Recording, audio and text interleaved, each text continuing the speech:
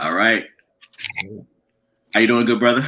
Hey, I'm doing well. How about yourself? Man, no complaints, man. I'm doing fantastic, actually.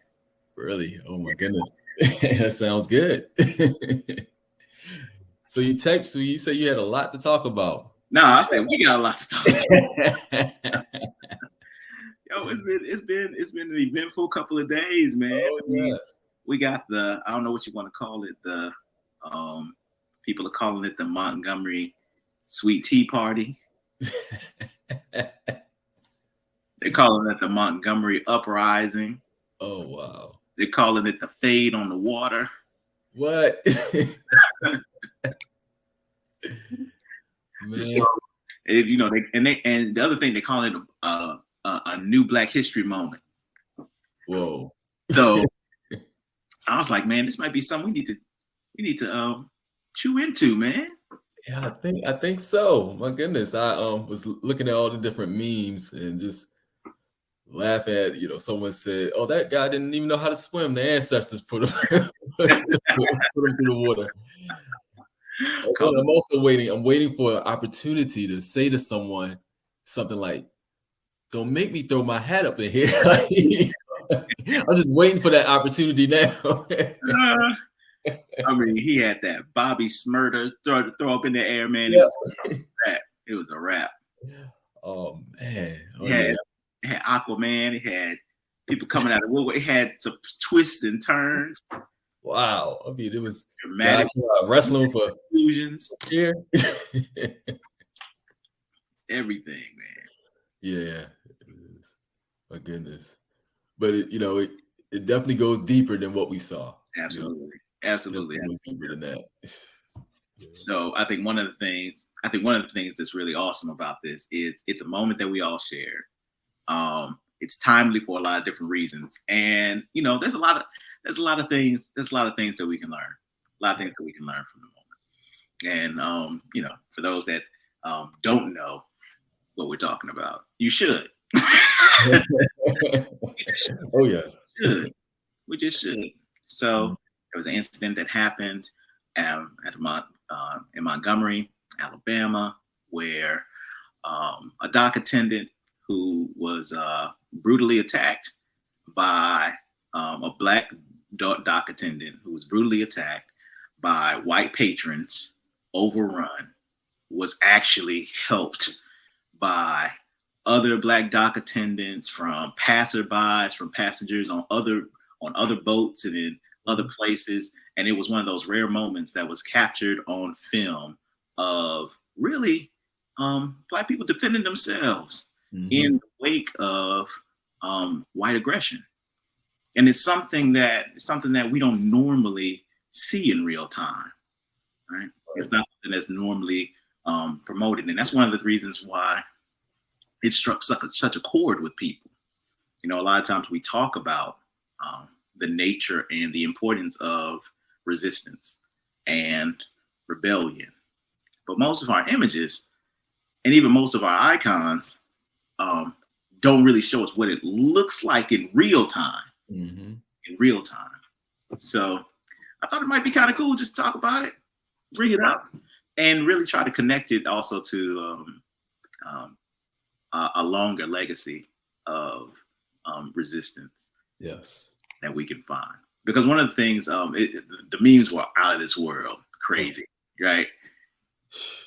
Awesome. And one of the things that I would offer up, and we can talk about this a little bit too, is how in our current environment, memes are a form of resistance. Yes, they are. Memes are a form of revolution, and so we can't overlook that, and especially in our digital environment. But one of the things that came up that I thought was questionable was a few people on Twitter, Black Twitter, and on social media apps like Spill, and they said things like, "Oh, we are not our ancestors," as if this kind of response to white supremacy and white aggression is something that our ancestors wouldn't do or didn't do. And rightly so. There are lots of people who critique that view. because it's historically inaccurate Yes. and just plain wrong. I mean, this fits neatly into the tradition that our ancestors, both recent and long gone, have always been into. They've always fought back. Yeah. In fact, I don't think there's a moment in history, especially in in this land that we call the United States, but throughout, I mean, throughout the world, where our people did not resist in some way, Right. or at least attempt resistance. I mean, I watched and I started thinking about the Red Summer, and thinking that one thing that was really monumental about that time was that it was acknowledged that Black folks held on to they came back from war, held on to their weapons, and they fought back in a way that was unprecedented at that time. You know what I mean? Even though they were outnumbered, they stood up and fought back. So it's actually heartbreaking to make that. Well, listen, let me say this. It shows that for some folks, there's a lack of understanding about history, right? Absolutely. About their history. And it's only going to get worse if people like DeSantis and others have their way in this country. But that is heartbreaking that people don't really understand their history. But the other thing that was troubling for me as well, kind of looking right at the person himself, was that he was just doing his job. Right. The dock worker was doing his job. Yep.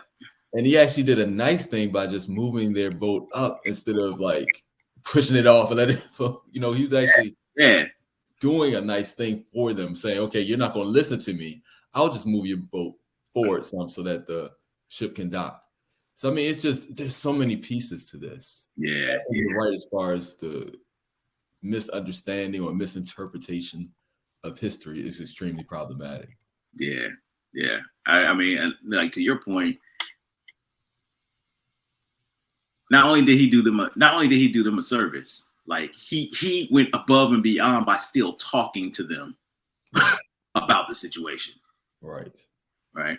And one of the things that I can't help but thinking about is when he was brutally attacked, and he throws his hat up in the air and he gets himself a fair one. It's 1-on-1. Right. And somebody else decides to jump in there, and then another, and then another, and then another. Mm-hmm. The first thing that I start thinking about is, man, he's in there, he's on the clock doing his job. And who's going to be the person to stand in the gap for him and help him out? Right? Because here's a moment where it seems really easy for everybody just to pull out their cell phones and watch and say, oh, what a shame. Mm-hmm. Right. And it's also one of those moments where we have to pick apart and say, hey, he didn't do anything wrong. And that's consistent too. Because a lot of times we look at instances like this, and because we've been conditioned by white supremacy, we say to ourselves, well, he must have did something. He must have done something. What did he do? Mm-hmm. But we can clearly see that, he was in the right. He was. He was clearly in the right. Clearly. Right. And that says something about white people respecting Black authority. Mm-hmm. Because in that moment, they didn't respect his authority at all. I mean, initially they just walked past him when he said, you can't stay here. Just walked past him, and he continued to say, you can't stay. So he said, okay, well, let me move their boat because this needs to happen. But like you said, then to see one after the other, especially when he got knocked down, then you just saw a whole crowd surround, like a whole crowd of white men initially, before the women jumped in, white women jumped in, beating him while he's on the ground. Mm-hmm. And I will say, I noticed two people at the time. There was another white guy that came over that looked like he tried to help. Mm-hmm. I don't don't know if you saw that. He Yeah, tried to help, but then they swung on him and he ran away. yep. You know, and then you saw this one black guy first. As soon as he saw it, he started. You just see this guy sprinting down the ramp, just coming down, and then running by himself in order to get into the midst of what was going on. And I can't tell you how much I appreciated that one guy. Dude. You know, he didn't have a bunch of guys with him at the time. It was just him by himself saying, hold on, I see a brother down. I'm going to go and try to stop this. Yeah. Yeah. And I think that is more characteristic of our history than anything else. You know what I mean? And to say, oh, we're not our answer. No, you usually will find someone will come to the, you know, they'll see that and they will say, hold on, I need to come and support this person, even if it means it's going to be harmful to me, even if it's going to affect me. I'm going to be there. I'm going to try to stop this. So it was just,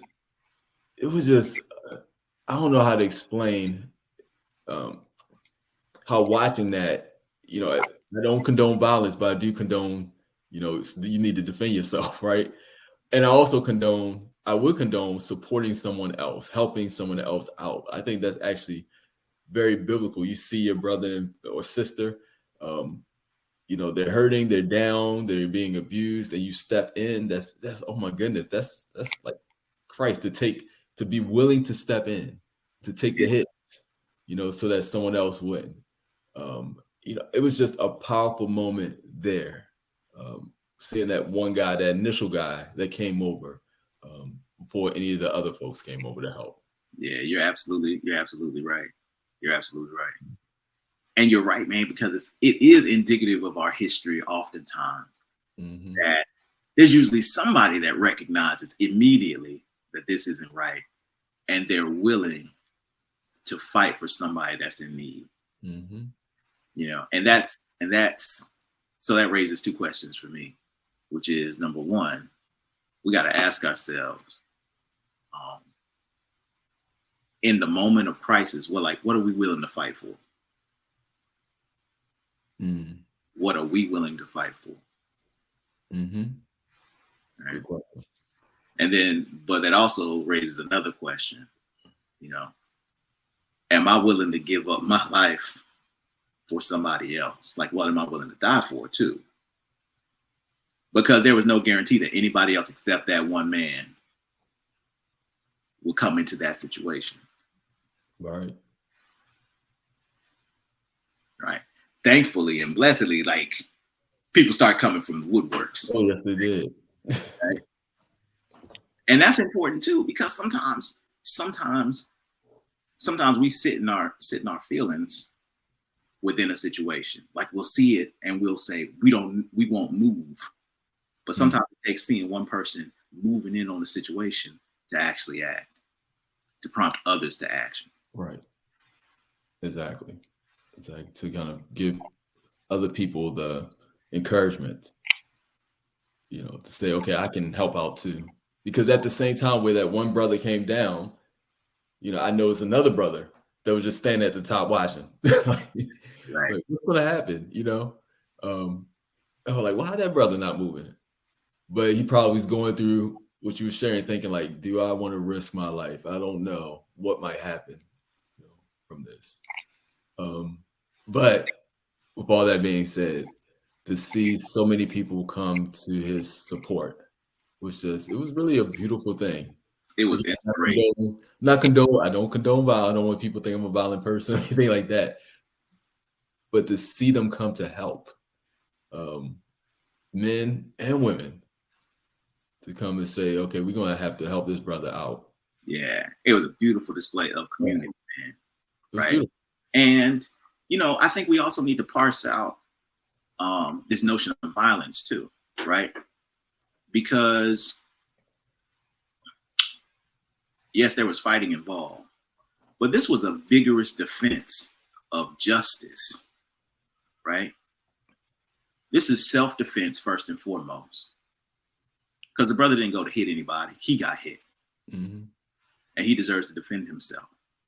But then in face of insurmountable odds, that's an injustice. This guy was getting stomped out. He was getting stomped out. That's an injustice. And people vigorously came to his defense. Yeah. Yeah, that's a good point. No, And that's a good point. yeah, and one of the things that's interesting is that in our community, we've always had this notion of violence and nonviolence, and we know some of the the historical reasons for that. But it oftentimes seems like there's been a tension between how much we're willing to invest in vigorously defending Black people. That always seems to be the tension. We say Black Lives Matter, but how often does it matter enough to vigorously defend a Black life in any situation? Mm-hmm. Vigorously defend, even if it comes to fighting, or even if it comes to violence. How strongly do we believe in defending Black lives? And I think that's one of the reasons why it struck such a chord with so many people, because we haven't seen a vigorous defense that often. Mm-hmm. I mean, think about the images we have seen, right?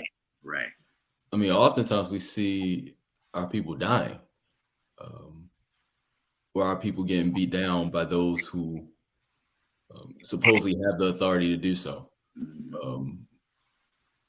And then not just physically, but I mean, we all know we constantly take a toll in this country with the anti-Black, anti-Black rhetoric, anti-Black treatment,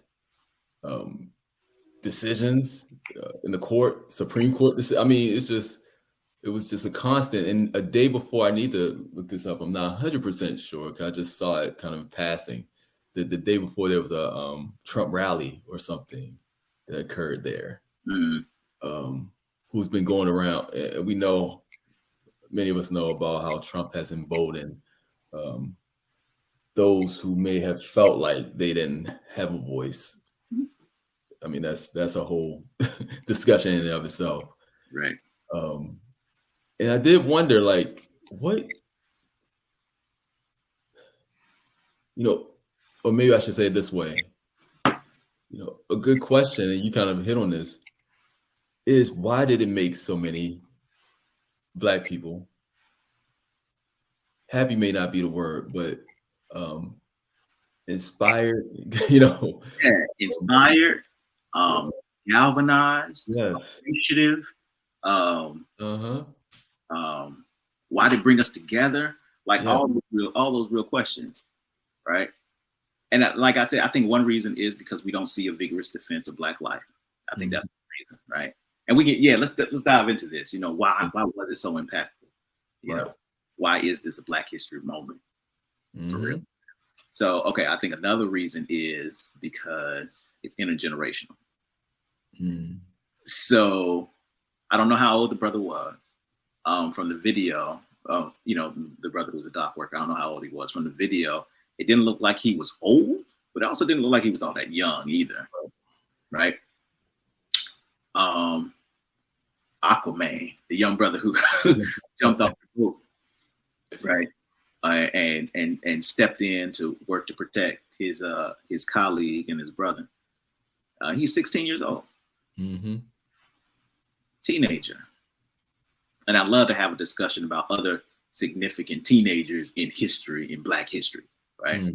But I think that, the fact that he got involved was, and, co-workers, you can see, the guys in the blue shirts that come in later, they were of different ages. Towards the end of some of the videos, you see guys coming off the boats, clearly older guys around our age, maybe a little older, are in the melee as well, right? So it's not just the young guys. It's not just old heads. It wasn't just men. It wasn't just women. You could tell that it looked like a family reunion out there in terms of resistance. It was all of us. It's a representation of all of us.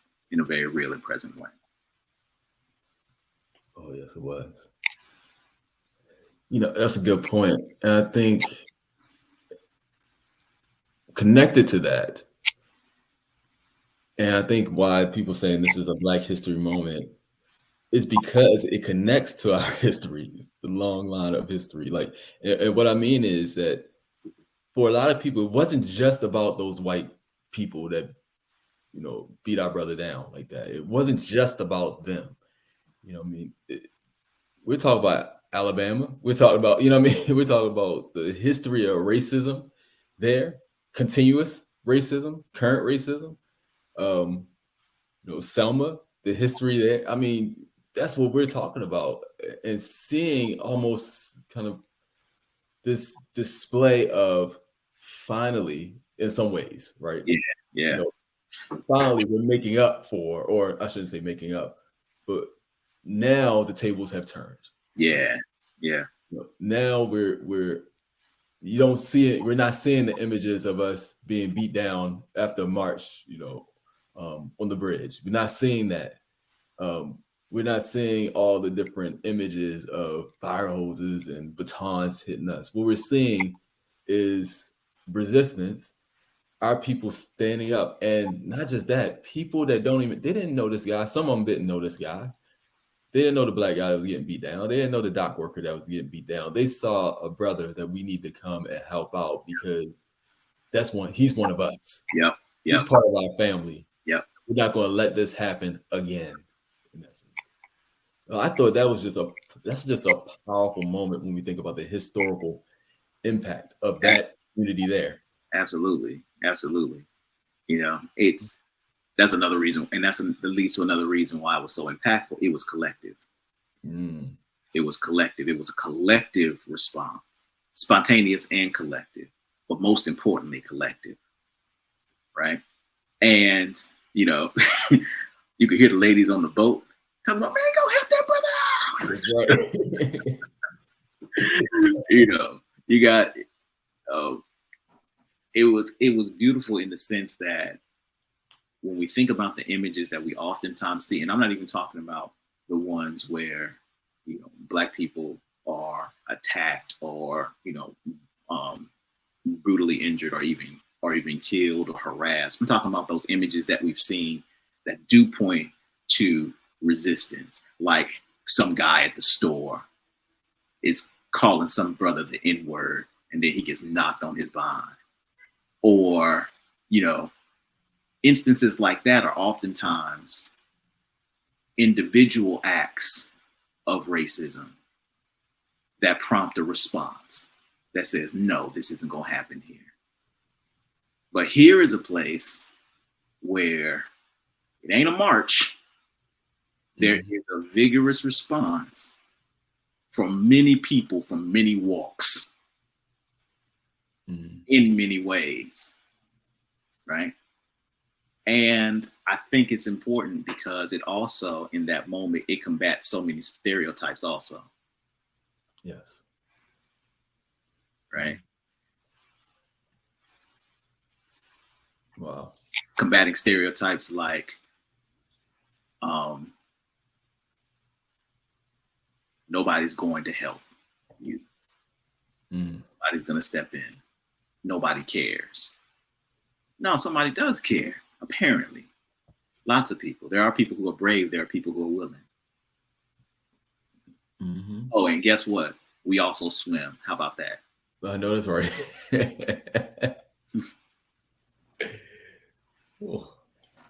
That brother went across there fast, too. Fast. Like, man. When I looked at it, there's one other thing that came to mind. And some people may not put it this way, but to me, it was actually love. It was loving that I'm willing to risk myself to defend this brother. I mean, I couldn't help but think about the story of the Good Samaritan, right? That we read, and how the person was down and that people walked by and was like thinking about themselves, but yet the Samaritan comes and helped this person out. Yeah. And I was just like, this is kind of an example of revolutionary love that some of our ancestors, some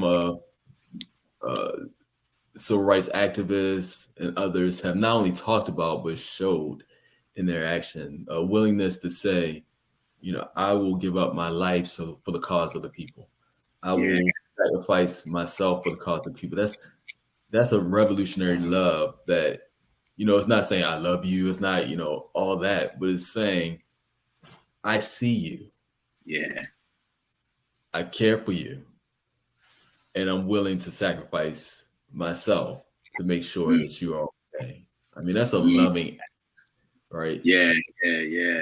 And that's what I appreciate about our people. I think that's another chord that was touched, that it was a symbolic of this kind of this love that many of us have for each other, even when we don't necessarily know each other, but we have a love for our people that we're willing to say, I'm going to stand up and I'm going to step in, because that's my brother right there. Yeah. John 15:13, greater love has no one than this, that he laid down his life for his friends. Mm-hmm. That's right. Yeah. So it was just powerful, man. Proverbs 17, what's a brother born for? A brother's born for adversity. Right? Yeah. Mm-hmm. So yeah, man, I'm with that. Yeah. So it was a powerful moment. Now, let me ask you a question. If you were going to talk about this moment to young people, to other teenagers or young kids, because there's a couple memes out here to talk and show, let me tell you about the Montgomery Sweet Tea boycott, and they show all this kind of stuff. They're coming out like the Avengers and everything. But how would you talk about the moment to young folks? Yeah, I think I would, in the context. Well, it depends. Let me put it that way. So it depends on really two things. Context would be one, right? Mm-hmm. So I may talk about it slightly different initially in like a church, kind of more religious setting than I would in an academic setting, obviously, right? So, in the church setting with young people, I would connect it to stories of love, like the Good Samaritan, or what Jesus said, as far as or what others have said about, laying down your life for a friend and all that. If I was in an academic setting, I would connect it to, our history, what I mean, and really show the amount of negativity, the amount of racist treatment, the history of Selma, the history of Montgomery, the history of, what I mean? I would go through that and show how it all connects. There is a line, right? And then I would say the other thing I would focus on. So first is context would make a difference. And then the second would possibly be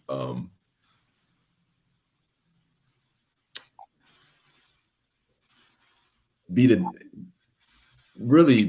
current political dynamic. When we think about what is happening, talked about historically, but what is happening currently in that moment, right? And why it is, as you mentioned, it's not violence is resistance, right? Why is connected to the current political tension that has continued, kind of this uprising of something that's always been there, but this renewal of racism, hatred, hate crimes even, that has increased during the time of, Trump, the time of, and I still say it's kind of the time of Trump, because people are still supporting him and endorsing him, even though he has a bunch of charges against him. But the Klan coming back, the racist organizations coming back and rebranding and renaming themselves, the going on college campuses. I mean, all of this that's happening, all the racist things that are going on, this kind of revitalization of racial hatred. and how it is situated within that. Mm-hmm. And as a result, it's an expression of a pushback, resistance against that racial hatred that is very clear, very, very intentional, and very present even today. Mm-hmm. Mm-hmm. Yeah, that makes so much sense, because even if you just think about just this summer, all the attacks on education that DeSantis is making in Florida is being repeated all over Republican-controlled states, right? Whether it be attacks on Black history or approaches to Black history, or even taught or banning books, all of those things are part of the war against Black lives. Yes.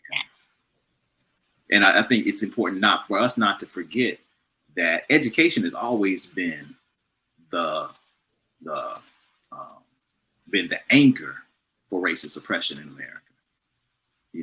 From slaves, those that were enslaved, being banned from reading and writing, all the way up to banned books now. There's a historical continuum on that. Oh, yeah. Right. Mm-hmm.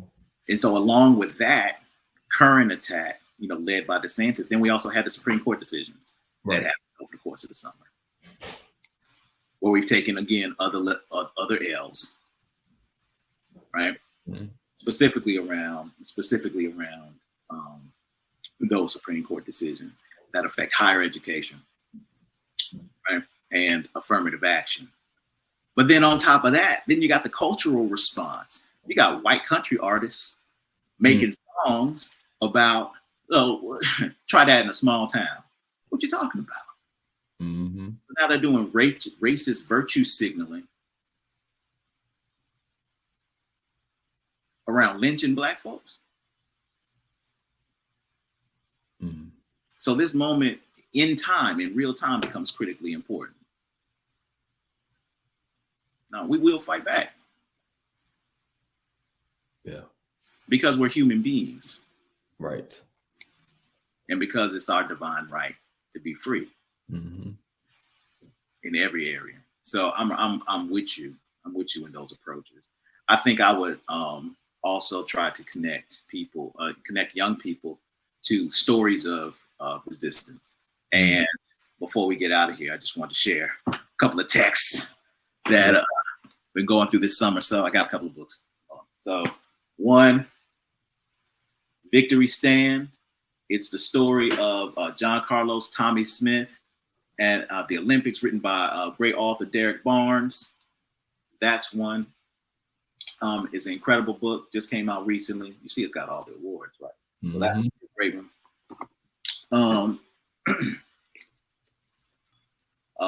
And these are all graphic novels, by the way. Another graphic novel is called Wake, The Hidden History in Women-Led Slave Revolts by Rebecca Hall. It's an illustrated history of her discovery of all these moments of resistance led by women. And so that's a really great text.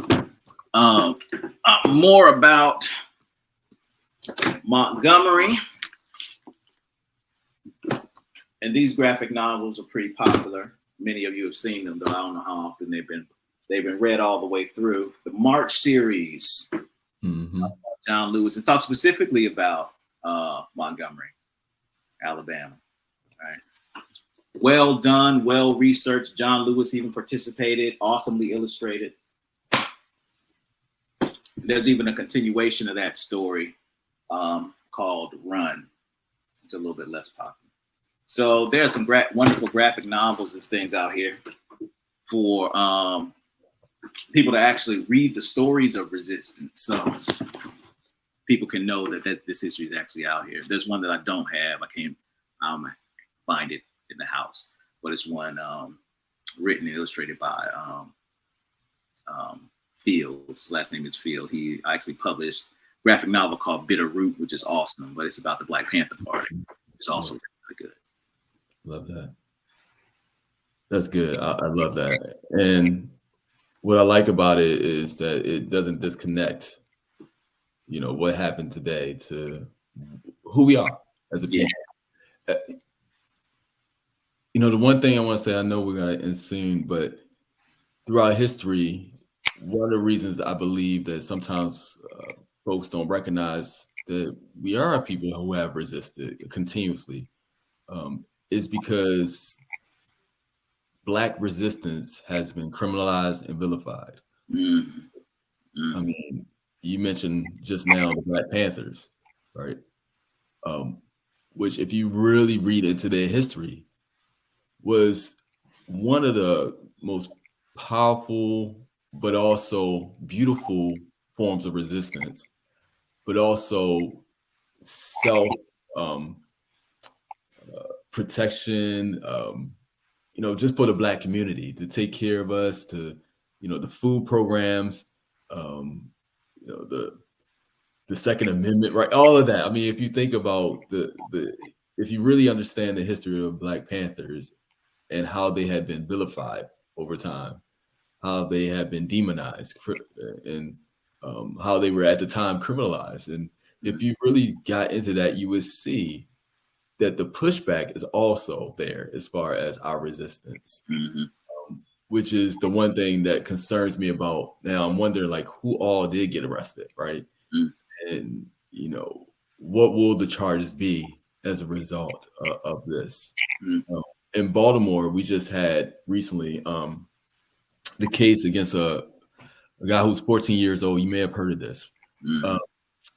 He was a squeegee worker, and I guess this white guy didn't like the fact that they came and approached him to just clean the car. So he drives and pulls over, takes out a bat, and goes at them and starts swinging at this bat, the young boys. And the one boy happened to have a gun, and in self-defense, he shot at the guy and ends up killing him, right? So there's been a lot of tension back and forth about who is right, who is wrong, of course. And it was clearly divided by racial lines. Like, he shouldn't have, 14-year-old with a gun, of course, we could talk about that. But at the same time, he was defending himself and the other boys that were there from this guy who came with a bat, ready to hit them and beat them down with it. Self-defense. And how, at least in the city of Baltimore and the state of Maryland, just to hear the words about those criminals that's out there with those they're a gang, they're this, they're that, and how they have been just vilified as a result of saying, no, we're not going to stand for this guy coming at us with this. And those stories are in every city. Those stories are in different counties, different places where we've seen Black people who resisted, and they end up being the ones who are charged, demonized, and sometimes, a lot of times, having to go to jail or prison as a result of their resistance. So my hope is that that outcome would not be a part of this story here. That we could say this was clearly their right to defend this brother, their right to make sure he was okay, their right to do whatever it took to do that, and that they will come out of this without being charged or vilified for their actions. Agreed. Yeah, man. But thank you for sharing the books. Those are extremely helpful for folks. My children has read a few of those as well. So really good books. And same here. Like you said, when we got connected to the history, connected to the legacy, because it's a moment that definitely belongs there. Definitely belongs there. All right, good brother. All right, brother, you want to close out in prayer? Yeah, man, I can do that. All right. Lord God, I thank you for this day. I thank you for the opportunities to get before you and just to be able to talk, God. I'm so thankful that we have moments like this, moments of inspiration, moments that bring community together, moments where people sacrifice their time and are willing to even sacrifice their livelihoods, sacrifice themselves for the good of others. Lord, I thank you for an opportunity to talk and to learn and to be galvanized to do the same.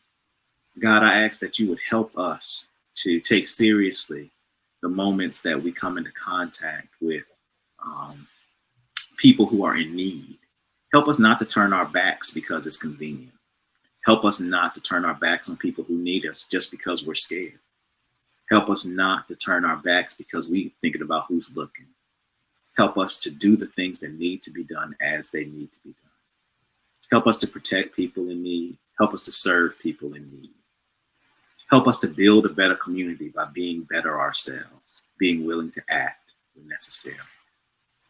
God, I ask that each one of us who hears us today, that they think about how they can protect Black lives and defend Black lives in the spaces they are. Help us to do so in our schools. Help us to do so in our work, places of work. Help us to do so in our streets.